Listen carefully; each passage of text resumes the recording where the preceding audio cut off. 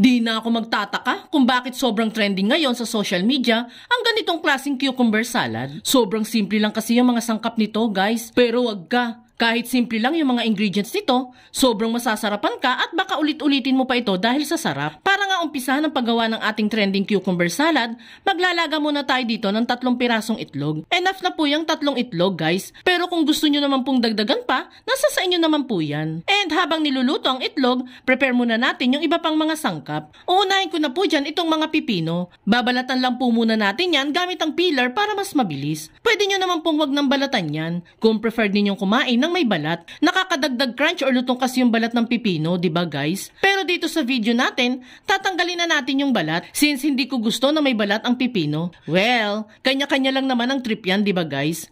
Hatingin lang natin ang pipino into lengthwise, then sa katanggalan ng buto.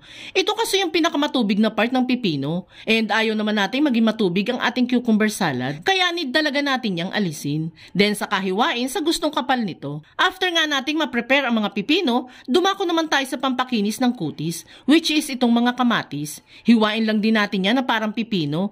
And syempre, tanggalin na din natin ang mga buto nito. Matubig din po kasi yan, guys. Kaya tatanggalan din natin yan ng buto. Then sa kahiwain sa gustong kapal and set aside. At this point nga, inaluto na yung mga itlog na pinakuluan natin kanina.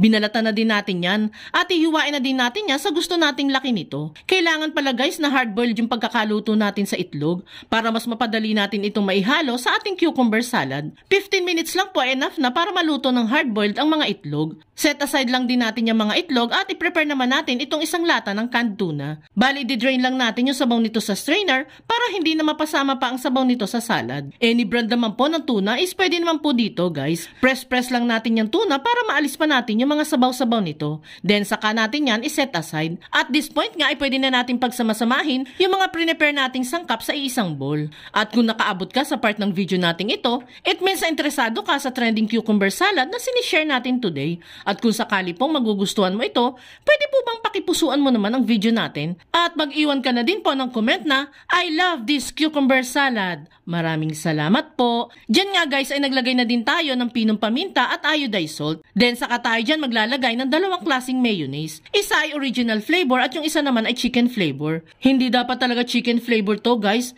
Tuna flavor sana yan eh. Kaso naubusan na ng tuna flavor, kaya chicken na lang yung binili natin dyan. Masarap pa din naman po yan kahit anong flavor ang ilagay natin. Matapos nating mailagay lahat ng ingredients, ay pwede na natin yang itos para maghalo ang dressing at salad. Ganyan lang kadali guys. Oh, di ba? Walang kahirap-hirap. Ilang minuto lang, makakagawa ka na ng masarap at super healthy na cucumber salad.